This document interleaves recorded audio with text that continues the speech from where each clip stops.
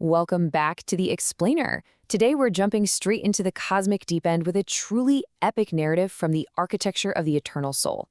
We're talking about the exact moment the old world ends, right at the absolute crossroads of total, irreversible erasure and eternal preservation. It's wild. We're going to break down two massive, contrasting figures standing at this edge, the Obsidian Doctor and the Weaver. Now, to really grasp this, we've got to get inside the head of the Obsidian Doctor. This guy's perspective is, well, it's chilling. He looks at human existence and just sees a failed experiment in entropy. To him, we're basically a temporary fever that finally needs to break. So when this apocalyptic, descending, violent frost shows up, he doesn't panic. He actually sees it as a mercy. Just look at his quote here. He calls it a scheduled harvest, meant to delete the noise of history. He's literally looking for the absolute cleanliness of the cut, a totally blank slate. So, that brings us to Act 1, the solvent of the frost. As this world-ending frost rolls in, we're looking at two entirely different game plans for humanity. On one side, you have the Doctor, playing the role of the cosmic gardener. Think about it. What does a gardener do? They wield a scalpel or shears, right? They want to prune away the rot, cut back the overgrown weeds of entropy, and just clear the whole field. Total erasure. But then, on the flip side, we have our counter perspective, the Weaver. And the Weaver is the tailor. A tailor isn't out to destroy anything. A tailor takes up a spindle to stitch chaotic, loose threads into something permanent and intentional. It's all about eternal preservation. And this is where it gets really brilliant. While the Doctor is looking at the incoming frost like an executioner's blade, the Weaver looks at it and sees a solvent. He literally uses this mind-numbing cold to strip away the fragile everyday veneer of our existence. And what's left behind once you dissolve all that superficial stuff? The foundational, diamond-hard geometry of the human psyche. These are the core indestructible elements that can actually stand up to the emptiness of the Great Silence. Which leads us perfectly into Act 2, building the sanctuary. Okay, so while the Doctor is just hanging out waiting for the end, the Weaver goes to work. He uses his spindle to build a massive, three-layered psychic sanctuary out of the survivors' own minds. Layer 1, he snares the id, that primal animal hunger and desperate survival instinct. But he doesn't suppress it, no way. He spins it into thick silver silk and uses it as structural pillars. He takes our raw desperation and turns it into the literal physical strength of the cathedral walls. Then, Layer 2. The ego.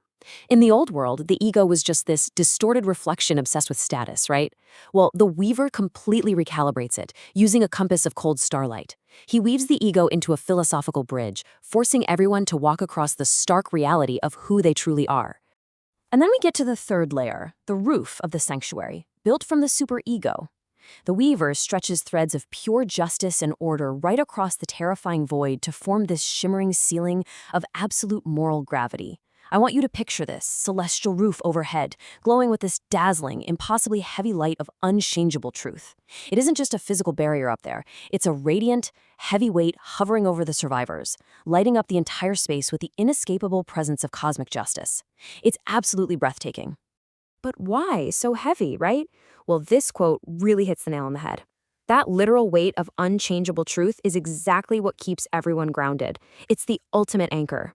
It ensures that this new sanctuary won't just float off or regress back into the deceitful, cozy comforts of the old world, what the text cleverly calls the jester's web of false intimacy. It locks our true selves securely into place.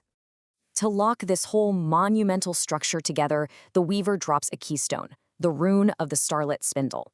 And the origin of this thing is wild. It wasn't just drawn, it was literally forged from the intense friction between the absolute zero of the violet frost and the burning creative will of the Weaver. Imagine that clash of forces. And its symbolic purpose?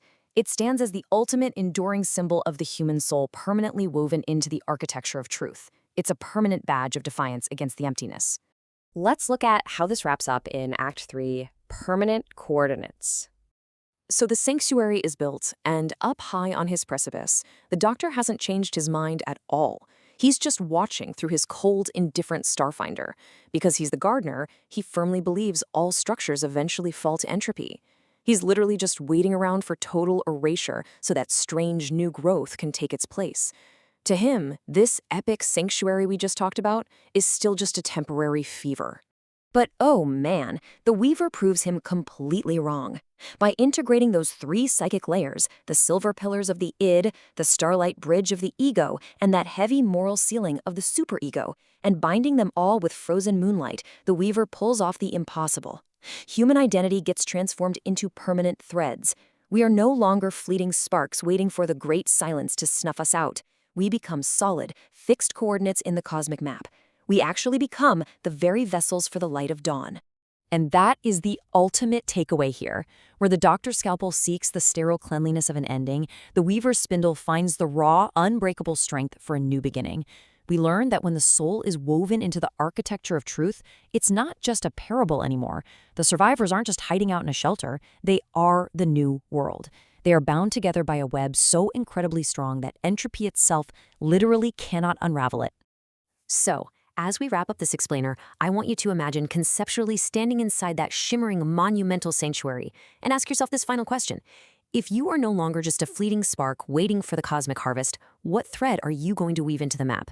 How will you anchor your own true self into the architecture of truth to become a permanent coordinate of the universe? It's a huge question to chew on. Thanks for hanging out with me today, and keep questioning the architecture around you.